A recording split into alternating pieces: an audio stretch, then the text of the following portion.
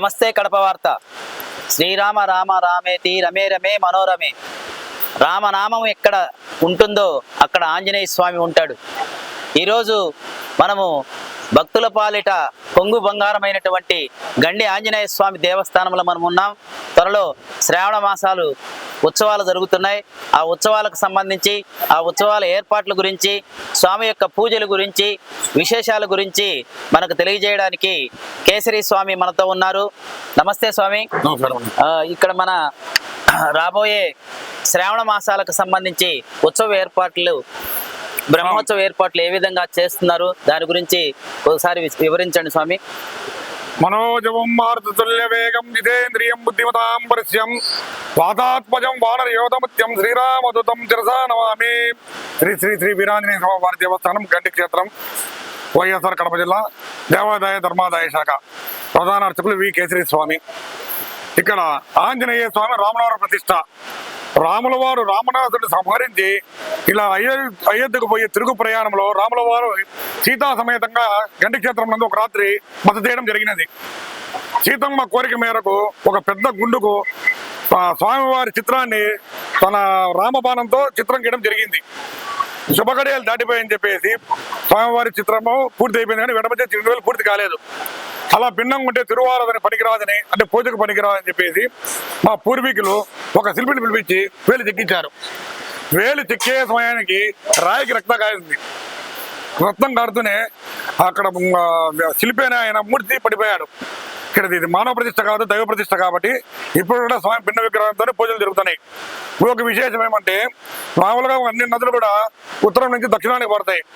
ఇక్కడ పాపాగ్ని నది దక్షిణం నుంచి ఉత్తరానికి పడుతుందన్న. ఏమంటే ఈ పాపాగ్ని నదిలో ఎవరైతే స్నానాలు చేస్తారో ఆ పాపాలన్నీ హరించిపోతాయని చెప్పి ఒక ప్రతీతి.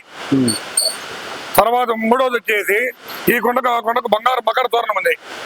1818 మధ్యలో థామస్ మన్రో అని చెప్పేసి, అప్పుడు మన తమిళనాడు ఆంధ్ర 2 ఉమ్మడి రాజధాని, ఆయన గుర్రం మీద వెళ్తుండగా ఆ బంగారు మకర తోరణం 1818 మధ్యలో ఆ థామస్ మన్రో గారికి కనపడిందని, కనపడితే 3 నెలలకు స్వర్గస్థులు అవుతారని గజిట్లో కూడా ఉంది. తర్వాత మా 3 తరాల ముందర మా తాతగారికి కనపడిందని ఆయన కూడా స్వర్గస్థులు అయ్యారు. ఇది స్వామివారి విశేషం. కోటి స్వామి, స్వామివారికి సంబంధించి దారు విగ్రహాన్ని పెట్టడం జరిగింది. ఈ దారు విగ్రహం సంబంధించి మనకు పూజలు అందుకోవచ్చు, ఇబ్బంది ఏం లేదా?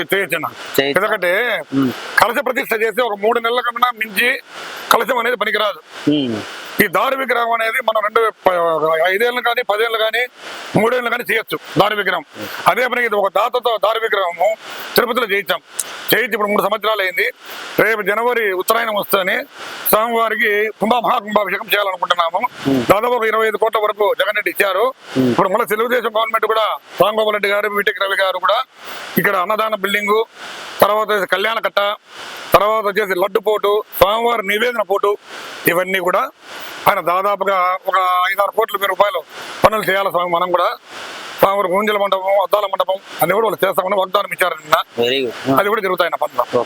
అదిగా స్వామి, మొత్తం ఆలయం సంబంధించి చాలా రోజుల నుండి పెండింగ్ ఉంది, ఎప్పుడు కంప్లీట్ కావచ్చు? అది ఇప్పుడు మనం ఆగస్ట్ లో పూర్తి చేసి ఇస్తామని చెప్పారు. ఇప్పుడు 3 సంవత్సరాలు అయిపోయింది. నటరాజన్ గ్రూప్స్ అని చెప్పేసి వాళ్ళు వర్క్ చేస్తున్నారు. ఇప్పుడు 3 years ఆగస్ట్ లో ఇస్తామని చెప్పారు.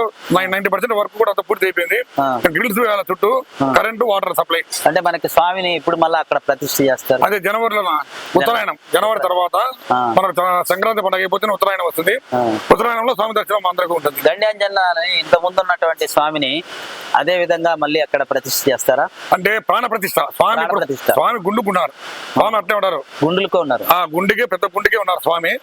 ఆ గుండు నుంచి మనం ఏం చేస్తామంటే దారు విగ్రహం లేక ఆవాహన చేస్తారనమాట.